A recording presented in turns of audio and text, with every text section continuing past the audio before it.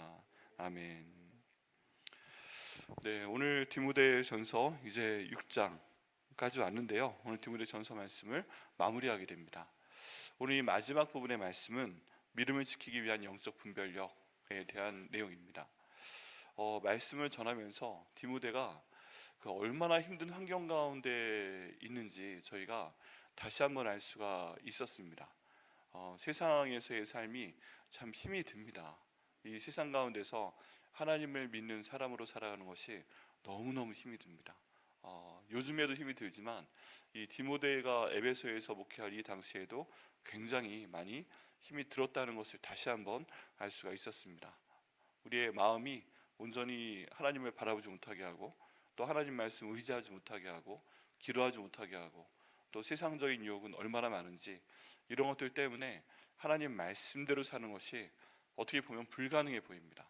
하나님 말씀대로 사는 것이 어떻게 보면 참 손해보는 것 같은 그런 생각이 많이 듭니다. 그냥 바보같이 사는 것 같죠. 그런데 이 사도 바울께서 성령 하나님 인도하시를 받아서 선포한 이 말씀을 보게 되면 어떤 상황에서도 가장 중요한 것은 믿음을 지키는 것인데, 이 믿음을 지키는 방법은 다른 무엇보다 하나님 말씀을 굳게 잡는 것이고, 이 하나님 말씀을 살아내는 것이고, 이 하나님 말씀을 보존하는 것이고, 그러기 위해서 기도해야 되는 것이고, 이렇게 말씀과 기도를 우리가 지켜나가며 살아갈 때 우리가 변론 가운데 빠지지 않게 되는 것이고요, 결국 그렇게 돼야만 하나님의 은혜 가운데 거할 수 있다. 지금 사도 바울께서 저에게 말씀하시는 내용은 결국 하나님의 은혜 가운데 반드시 거할 수 있도록 최선을 다하라고 말씀을 하시는 것입니다. 결국에 하나님의 은혜입니다. 은혜. 저희가 무엇을 바라본다고 할지라도, 내가 아무리 똑똑해 보여도, 내가 아무리 세상 가운데서 뭔가를 가진 것 같아도, 결국 하나님 안에서 저희가 받아야 될 것은 하나님께서 주시는 은혜라고 오늘 다시 한번 강조를 하고 있습니다. 그 내용을 저희가 한번 보겠습니다. 이제 마지막 부분인데 20절 말씀에 보면 디모데야라고 이름을 부르죠. 여러분, 하나님께서는 저희의 이름을 다 알고 계십니다. 아멘이시죠? 네, 성경에 보면 하나님께서 이스라엘 전체 백성을 부르실 때 너 이스라엘아 하고 부르시는 적이 있는데, 어떤 사람을 부르실 때는 정확히 그 사람의 이름을 딱 찍어서 부르십니다. 딱 찍어서 부르시고 항상 내가 너의 모든 것을 알고 있다 라고 말씀을 하고 계십니다. 우리 하나님께서 우리의 모든 것을 알고 계심이 너무나도 감사합니다. 이것은 믿음의 부분입니다. 그런데 하나님 저를 알고 계시죠? 물어볼 필요도 없이 우리 하나님께서 우리의 모든 것을 다 알고 계신 분이십니다. 우리의 모든 것을 처음부터 어머니 뱃속에 있을 때부터 그 이전부터 다 알고 계시고, 계획 가운데 어머니 뱃속에 창조하셨고 지으셨고, 그 태중에서 일정한 시간 저희를 기르셨고, 또 하나님의 때가 되어서 세상에 나오게 하셨고, 이 땅 가운데 살아가게 하는 그 한순간 한순간 동안에 하나님이 저희를 모르신 적이 없는 줄 믿습니다. 그리고 우리가 참 어려운 고난 가운데 다가왔다 할지라도 하나님께서 우리의 믿음과 이 말씀을 의지함과 기도함과 은혜 가운데 거함을 통해서 우리 한 발짝 한 발짝이 비록 어려웠다고 해도 지금 이 순간까지 인도하신 것을 믿습니다. 나중에 저희가 보게 되면 지금은 눈에 안 보이잖아요. 근데 주님의 부르심을 받고 천국에 가서 보면, 야, 이때 하나님께서 이렇게 나를 인도하셨구나, 이때로 나와 함께 하셨구나, 그런 것들로 하여금 저희를 보게 하실 것을 믿습니다. 그래서 전에 그런 기도를 한 적이 있어요. 대학교 4학년 때 학교에서 보내줘서 중국 간 적이 있는데, 그때 그 30시간 동안 기차를 타게 했습니다. 일행이 한 40명 정도 갔는데 기차를 탔는데 그냥 거기에서 30시간을 가는 겁니다. 기가 막혔는데 창 밖을 보니까 처음 시작하는 순간부터 멈추는 순간까지 그냥 쭉 볼 수 있는 거예요. 그때 제가 기도했던 내용이, 하나님 언젠가 하나님께서 저를 부르실 터인데 제 인생을 처음 시작하는 그 순간부터, 어머니 뱃속에 하나님께서 저를 창조하신 그 순간 이전에, 세상에 내가 형제를 창조해야 되겠다, 보내야 되겠다, 이런 계획을 하신 그 순간부터 어머니 뱃속에 저를 착상시키시고, 그리고 어머니 뱃속에서 자라게 하시고 나오게 하시고, 그 다음에 쭉 가는 그 모든 시간을 마치 지금 기차 타고 보면서 이렇게 창밖을 보는 것처럼 다 한번 볼 수 있도록 해주세요. 그래서 하나님께서 어떻게 저를 창조하시고 주관하셨는지 이 어려움 가운데 오는데 어떻게 함께 하셨는지, 어떻게 도우셨는지, 제가 필요한 것을 미리 기도하게 하시고 그것을 어떻게 주셨는지, 또 하나님께서 저에게 원하셨는데 제가 그 말씀 어떤 때는 보고 어떤 때는 못 봤는데 그 원인과 결과는 무엇인지, 진행은 무엇인지, 내가 정말 힘들 때 이 사람을 이때 이렇게 만나게 하셨고 보내셨는데 그 모든 것 가운데 하나님께서 어떻게 일하셨는지, 그동안 제가 알고 있는 모든 눈에 보이는 것도 다시 한번 확인시켜 주시고, 그리고 눈에 보지 못하고 제가 전혀 몰랐던 것도 하나님께서 다 보여주시옵소서. 이런 기도를 드린 적이 있습니다. 하나님께서는 언제나 저희 함께 하시고 모든 것들을 인도하시고, 저희들이 볼 수 있는 곳에서 저희를 보호하시고 또 보지 못하는 곳에서도 저희를 보호하시는 것을 믿습니다. 그런 것들을 정말 잘할 수 있는 그 내용 중에 하나가 발락과 발람이 그 미디안 광야를 행진하고 있는 이스라엘 사람들을 보고서 산을 3번 옮겨 다니면서 저주를 하려고 하잖아요. 이스라엘 백성들은 전혀 모릅니다.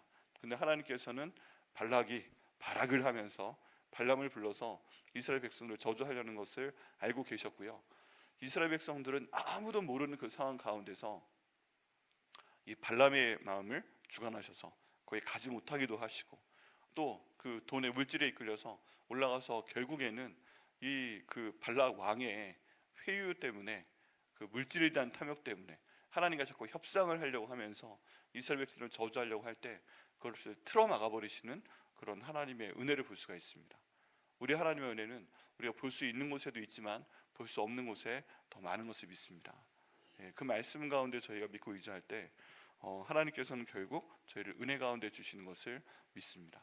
이렇게 쭉 저희가 살아나갈 때 결국의 모든 것은 하나님의 뜻 가운데 있고, 하나님의 말씀이 저희와 함께 하셨고, 하나님께서 그 말씀으로 기도하게 하셨고 저를 인도하게 하시는 것을 믿습니다. 이 마지막 부분을 강조하기 위해서 이름을 부르십니다. 디모데야. 우리 하나님께서는 새벽 예배에 나오는 우리 한 분 한 분을 이렇게 하시고 이름을 부르고 계시는 것을 믿습니다.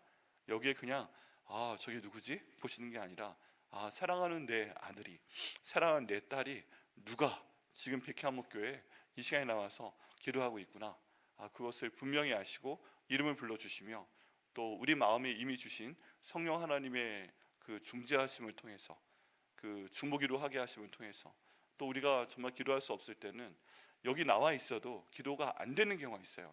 너무 힘들면 내가 몸을 일으켜서 잠이 안 와서 여기 나오긴 했는데 결국 내가 기도가 안 되는 한이 있어도 우리 성령 하나님께서 우리 마음 가운데서 말할 수 없는 탄식으로 하나님께 간구하시기 때문에 그 마음의 탄식을 들으시고 성령 하나님의 기도하심을 들으시고 우리에게 보고 주시는 하나님 아버지신 줄 믿습니다. 이 모든 것들을 강조하실 때 하나님께서는 그냥 대충 누구지? 하고 보시는 게 아니라 우리가 누군지 정확하게 아시고 내가 누군지 아시고 내 이름을 부르시면서 이 예배의 자리에서 우리의 예배를 받으시는 것을 믿습니다. 그러니까 이 상황 가운데서 두세 사람이 모인 곳에 우리 예수님이 영이 함께 할 것이라 말씀하셨잖아요. 그리고 내가 있는 그 자리에서 하는 모든 그 말씀을 통한 기도를 우리 하나님께서 들으시잖아요. 그러면 그거면 됩니다. 일단 그거면 됩니다. 요나가 죄를 지어서 큰 물고기 뱃속에 들어가서 사흘 밤낮을 아무도 온 세상 사람들이 모르는 가운데서 기도하고 울부짖었을 때 하나님께서 그 요나의 음성을 계속 듣고 계셨던 것처럼 오늘 이 새벽에 우리가 하나님 말씀 의지하고 우리가 하나님 말씀 의지해서 찬양하고 기도하는 모든 내용을 우리 하나님께서 들으시고 또 우리 하나님께서 응답하실 것을 믿습니다. 이 모든 것 가운데 하나님께서 하시는 첫 번째 일은보다 내 이름을 불러주시는 거다. 내 이름을 아시는 거다. 여러분, 저희가 하나님께서 우리 이름을 알아주시고 우리 기도를 들어주시고 또 우리 기도의 가운데 30배, 60배, 100배 응답을 주셔서 큰 영광 받으시는 그 하나님이 지금 우리와 함께 계십니다. 너무 기쁘지 않으세요? 네, 너무 힘들기는 한데 살아가는 게 힘들고 일하는 게 힘들고 뭐 사역하는 것도 힘들고 뭐 뭘 하고 있는지 잘 모르니까 알아주지도 않는 것 같지만 우리 하나님께서 우리 한 명 한 명 붙으시고 우리가 말씀 의지하는 거 보시고 우리가 기도하는 거 들으시고 응답해 주시는 그 하나님이심을 믿습니다. 네, 그거면 됩니다. 근데 그 하나님께서 지금 내 이름을 부르고 계시다. 너무나도 감사하죠. 이 말씀 가운데 그 보면 처음에 그 본문에서 하는 말씀은 망령되고 헛된 말과 거짓된 지식의 반론을 피함으로 내게 부탁한 것을 지키라 라는 것입니다. 우리가 읽는 순서대로 하면 이 앞에 있는 거 망령되고 헛된 말과 거짓된 지식의 반론을 피하라 하는 것인데, 사실 이 내용보다는 내게 부탁한 것을 지키라, 이게 더 중요합니다. 내게 부탁한 것을 지키라, 이게 첫 번째 내용이에요. 내게 부탁한 것을 지키라. 이 내게 부탁한 것이 뭡니까? 이건 바로 하나님 말씀을 말합니다. 저희 삶 가운데서 이 세상 가운데에 절대 우리가 믿음을 잃지 않고 잘 살아갈 수 있도록 하기 위해서, 그리고 하나님의 은혜 가운데 있도록 하기 위해서 가장 중요한 것은 바로 하나님께서 저에게 말씀하신 내용을 지키는 것이라고 말씀하고 있습니다. 그 모든 것이 하나님 말씀에 다 나와 있어요. 이 창세기부터 요한계시록까지의 말씀을 보게 되면 성령 하나님께서 우리 마음에 새겨주시는 분명한 말씀이 있고, 그 말씀을 너희가 들어라 그리고 지켜라 라고 말씀을 하고 계십니다. 우리 지난 주일에 나눴던 그 내용 가운데 보아도 4개의 땅이 있고 그 땅 가운데서 좋은 땅이 있었잖아요. 근데 좋은 땅의 특징은 뭐였어요?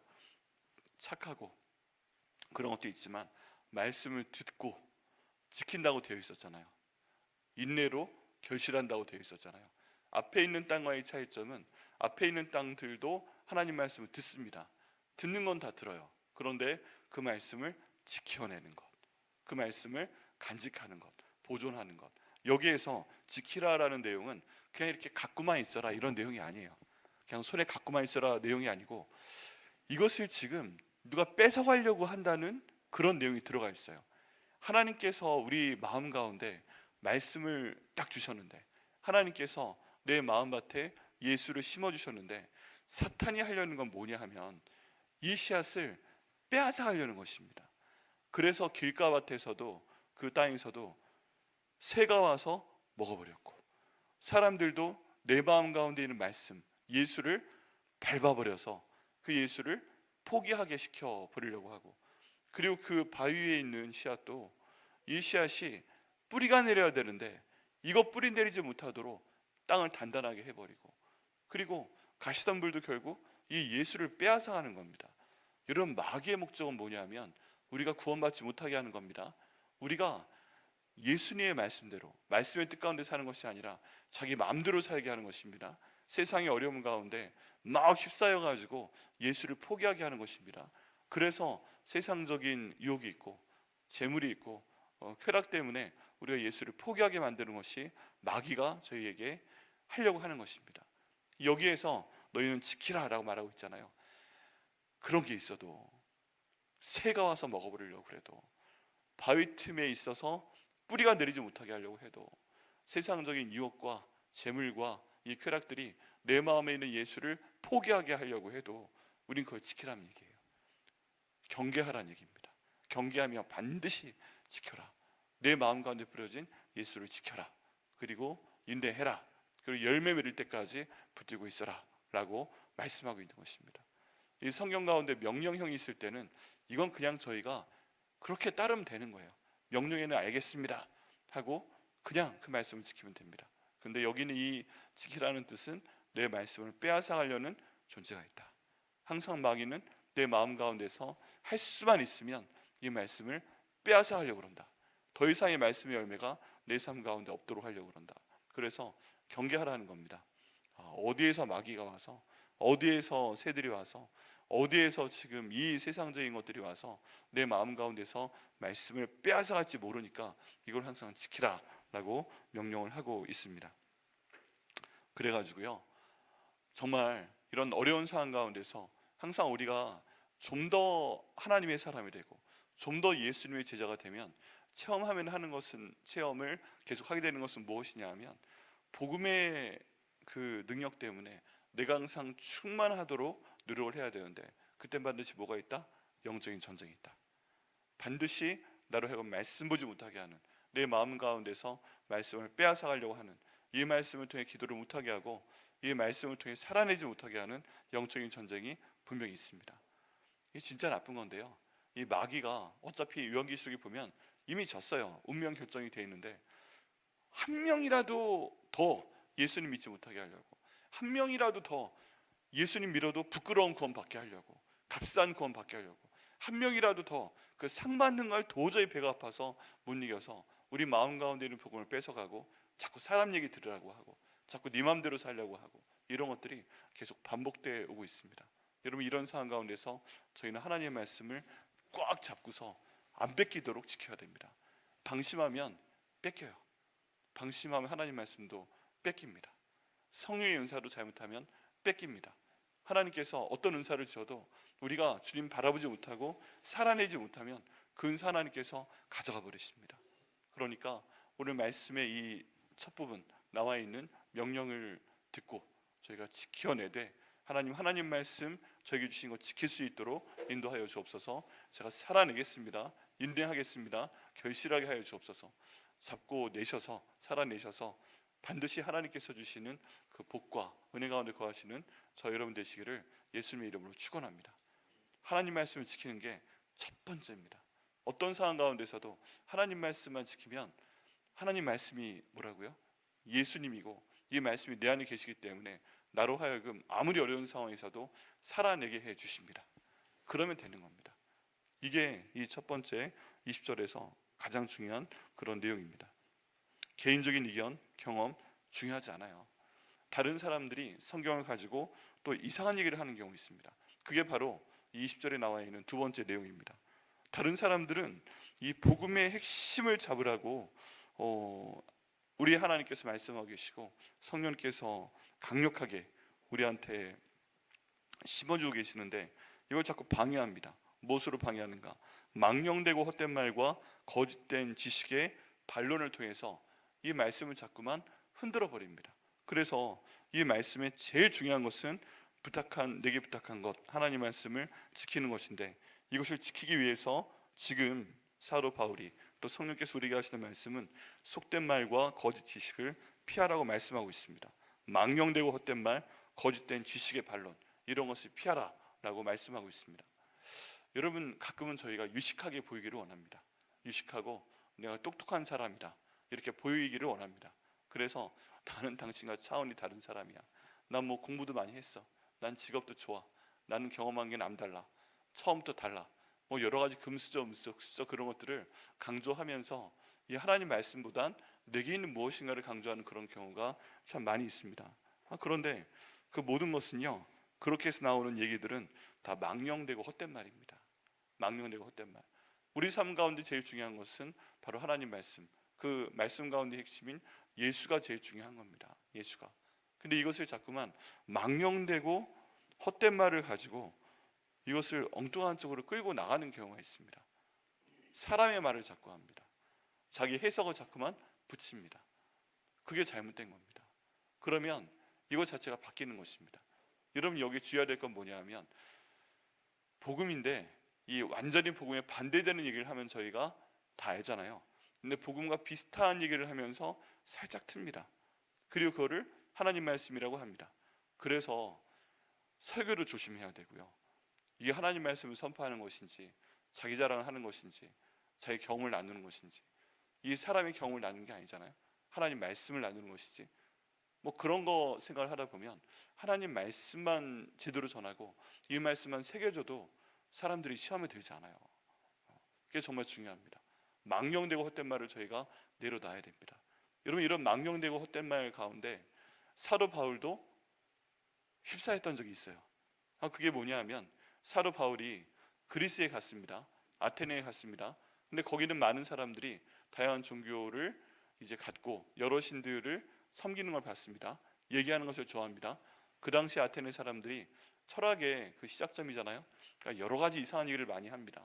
그런데 그런 내용에 빠져 있는 사람들에게 복음을 전하기 위해서 사도 바울이 다른 곳에서는 안 하던 짓을 합니다. 그게 뭐냐면 다른 데 가서는 예수에 대한 복음을 바로 선포했거든요. 그러니까 성령 하나님께서 그 사람들의 마음 가운데 말씀이 심어지게 하시고 그 말씀으로 일하셨습니다. 믿는 사람들이 생겼어요. 그런데 사도 바울이 아테네에 가서 선포를 할 때 거기에 있는 사람들이 하는 말을 따라서 선포를 합니다. 내가 너희 가운데 여러 신들의 얘기를 듣고 또 어떤 데 가니까 알지 못하는 신에게 예배하는 그런 신전까지 봤다. 근데 내가 지금 너에게 전하는 신이 그 알지 못하는 신이다 라는 식으로 그 사람들의 사고방식에 대한 말씀을 전했어요. 그리고 복음의 핵심이 바로 나오지 않았습니다. 그냥 그 사람들이 하는 망령되고 허탄한 얘기 가운데서 우리 예수를 정확히 전한 것이 아니라 신들의 하나처럼 전했어요. 그래서 엄청난 교가 나왔습니다. 그게 뭐냐면 다른 데선 박해를 받고 다른 데선 맞고 막 이러면서 복음을 전했더니 그 가운데 구원받는 사람들이 생겼거든요. 성령 하나님께서 말씀이 들어가게 하셨는데 아타니에서는 단 한 명도 믿는 사람이 나오지 않았어요. 그냥 그 사람들이 하는 망령되고 헛된 말에 따라서 우리 예수도 그 중에 한 분이야 라고 얘기를 했다가 한 명도 구원받지 못하는 엄청난 일이 생깁니다.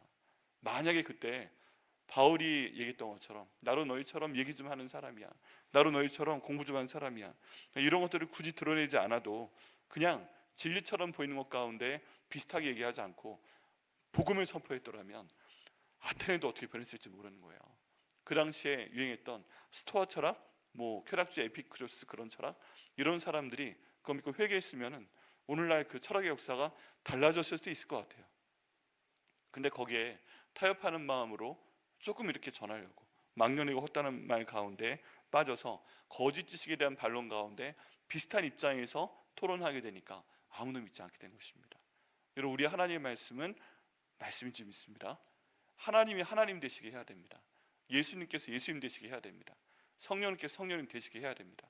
그럼 그런 선상에서 얘기하는 것이 아니라 하나님 말씀의 핵심을 붙들고 저희가 믿고 선포하고 살아내고 그 말씀을 선포할 때 우리 하나님만의 그 역사를 우리 가운데 주실 것을 믿습니다. 이 당시에 사도 바울이 이런 실수를 저질렀고 또 이때 이후로 한 2세기 정도 200년 정도 후에 영지주의라는 것이 세상 가운데 나타납니다. 이건 뭐냐면요, 기가 막힌 것이고 요즘에 많은 그 기독교인들도 여기에 빠져 삽니다. 그게 뭐냐면 구원은 영혼만 받는 것이지 육신이 구원받는 것은 아니다라는 엄청난 얘기입니다. 그래서 요한일서에 보면 이 사도 요한이 그런 얘기를 합니다. 우리가 예수를 눈으로 보았고 예수를 귀로 들었고 예수를 손으로 만져서 우리 가운데 계신 것을 아는 바라, 이런 내용을 하고 있는데 그 배경에는 영지주의가 있습니다. 왜 그러냐 하면 예수의 부활이 거짓이다, 예수의 부활이 영혼만 부활한 것이지 육신의 부활한 것은 아니다, 이런 식으로 예수님을 믿는 것 같으면서도 약간 틀어버리는 거예요. 육신의 부활이 아니라 영혼만 구원 받은 것이다, 영혼만 부활한 것이다. 그리고 우리한테도 비슷한 내용이 들어가게 됩니다. 우리가 믿을 때 영혼만 구원받는 것이니까 우리 육신에 아무거나 해도 돼 라고 하는 것입니다. 이게 얼마나 편해요. 그러니까 영혼만 구원받는 것이니까 영혼만 깨끗하면 돼, 예수를 믿고 난 다음에 네 육신으로 어떤 짓을 저질러도 영혼만 구원받으면 되는 것이니까 괜찮다 라고 가르치는 것입니다. 그래서요, 에베소에서 있었던 이 많은 일들, 에베소, 고린도 그 당시 항구 도시에서는 영혼만 구원받으면 되니까 그냥 믿기만 하면 돼, 그리고 그때 있었던 모든 여신 숭배, 그리고 그 모든 음란함들, 그 모든 죄악된 것들 몸으로 해도 전혀 구원과 관계없다, 그러니까 그렇게 믿으면 된다 하는 것들이 많아져서 많은 사람들이 여기에 휩싸여버리게 됩니다. 휩싸여버리게 돼요. 얼마나 편해요.